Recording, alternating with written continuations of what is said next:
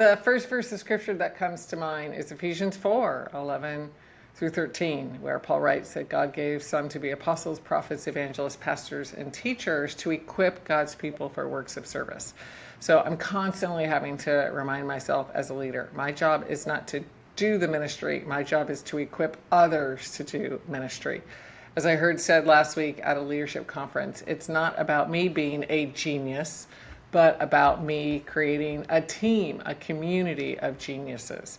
So it's been so inspiring to see thoughtful leaders of all ages really hand the keys to others, and especially young people. We tend to always keep our eyes out for young people. And Dustin is a leader we describe in the book. And when he went to a small church, the elders that hired him said, if you don't reach young people, this church is going to die. And they weren't wrong.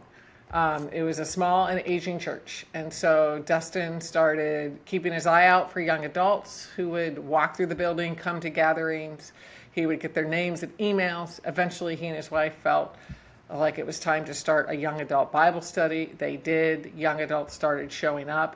And Dustin asked this powerful question: what would you like to see God do through you?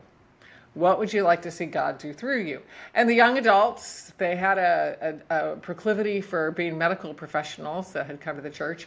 And so they said, we'd love to start a volunteer medical clinic.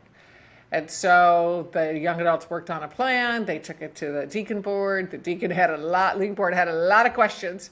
But they agreed the young adults could keep moving forward. The deacons were coaching the young adults.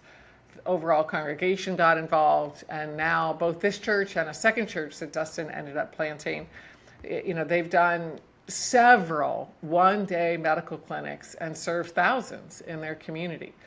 Because Dustin asked, what would you like to see God do through you?